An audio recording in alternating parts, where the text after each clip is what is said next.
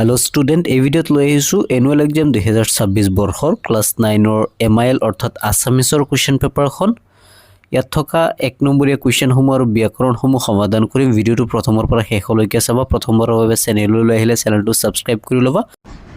এই পেপাৰখনৰ পৰা অন্য ডিস্ট্ৰিক্টৰ আসামিছত কোৱেশ্চন কমন পৰিব গতিকে প্ৰত্যেকটা কোৱেশ্চনে মনোযোগেৰে চাই যাবা ফাৰ্ষ্টত অতি চমু উত্তৰ লিখা যিকিনো পাঁচটা প্ৰশ্নৰ উত্তৰ লিখিব দিছে আমি কিন্তু পাঁচটা নহয় ইয়াত বেছি আছে সেই গোটেইখিনি আলোচনা কৰিম হাৰথী পুথিখন কাৰ ৰচনা হাৰথী পুথিখন ৰচনা হৈছে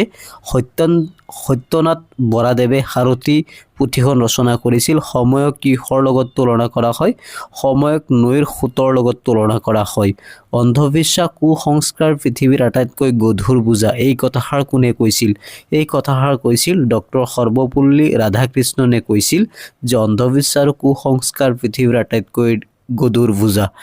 নেক্সট জৈন ধৰ্মৰ প্ৰৱৰ্তক কোন মহাবীৰ আছিল জৈন ধৰ্মৰ প্ৰৱৰ্তক কিৰণ কোন আছিল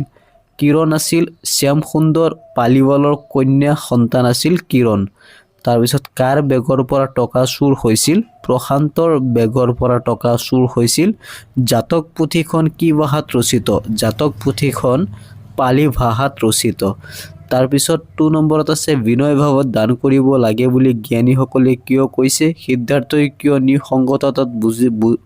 ভুগিছিল বুজাই লিখিব লাগে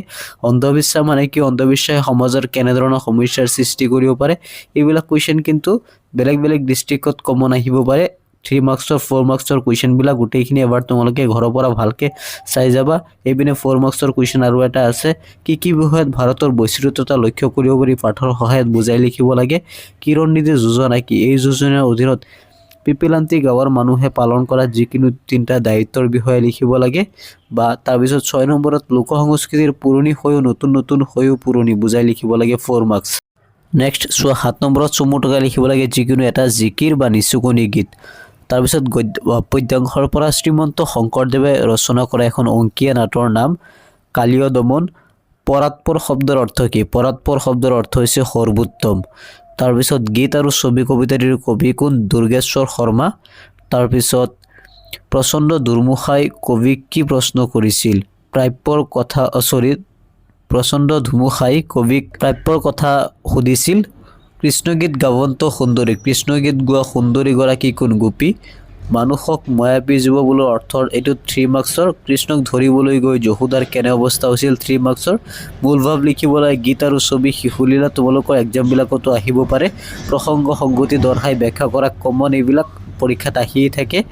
যে অনৈক্যৰ মাজত ঐক্য হে বিৰোধীৰ মাজত সংহতিৰ সম্ভাৱনা হৈ মই আছো মহাকাশে দিলে মোক বিশাল দৃষ্টি আৰু দুমুখাই প্ৰচণ্ড শক্তি ব্ৰজয় দিলে মোক উদ্যত্ত কণ্ঠ আৰু দিলে সাহসৰ শক্তি তাৰপিছত সন্ধি ভাঙিব লাগে ভয়াতুৰ ভয় যোগ আতুৰ ভয়াতুৰ নৈ যোগ আবিক নাবিক নি তাৰপিছত দুটা ফুটা দিবা তাৰপিছত আকাৰ নিৰাকাৰ বিদ্যা যোগ আলয় বিদ্যালয় তাৰপিছত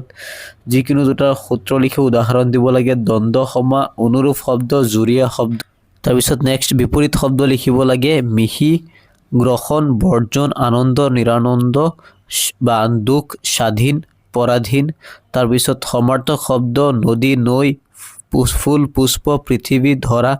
প্ৰত্যেক নেক্সট 40 নম্বৰত আছে ভাৱ সম্প্ৰসাৰণ কৰিব লাগে শুই থকা শিয়ালে হাস ধৰিব নোৱাৰে বা তোমাৰ বিদ্যালয়ৰ খেল ধেমালিৰ বাবে কিয় প্ৰয়োজনীয় খেলৰ সামগ্ৰী বিচাৰি খেল বিভাগৰ সম্পাদকলৈ বা প্ৰধান শিক্ষকলৈ এখন আবেদন লিখিব লাগে বাক্য ৰচনা কৰিব লাগে তাৰ পিছত তলৰ যিকোনো বিষয়ৰ ওপৰত ৰচনা দৈনন্দিন জীৱনত বিজ্ঞানৰ প্ৰভাৱ তোমাৰ প্ৰিয় গ্ৰন্থ ছাত্ৰৰ কৰ্তব্য প্ৰত্যেক দৃষ্টিগতে কিন্তু এই ৰচনাখিনি ইম্পৰ্টেণ্ট তাৰ পিছত দ্ৰুত পাঠৰ পৰা কোৱেশ্চন আহিছে 2+2 এপিনে 3+3 6 মাৰ্ক 10 মাৰ্কছৰ আছে খংখৰ কোৱেশ্চন বিলাক আলোচনা কৰো কানিয়াৰ কীৰ্তনৰ ৰচক কোন কানিয়াৰ কীৰ্তনৰ ৰচক হৈছে হেমচন্দ্ৰ বৰুৱা মাধৱদেৱৰ সাহিত্যিক জীৱনৰ কীৰ্তিস্তম্ভ কি নাম গোহা মানুহৰ সুখ দুখৰ আচল কথা কি মন মানুহৰ সুখ দুখৰ আচল কথা হৈছে মন মাধৱ কন্দলী কোন আছিল মাধৱ কন্দলী আছিল 14শ শতিকাৰ এজন প্ৰসিদ্ধ কবি শংকৰদেৱে মাধৱ কন্দলীক কিয় অপ্ৰমাদী কবি বুলি আখ্যা দিছিল তেওঁ ৰচনাত থকা প্ৰতিভা আৰু নিৰ্ভুলতাৰ বাবে তাৰপিছত আনন্দ চন্দ্ৰ আগৰৱালাদেৱে ৰচনা কৰা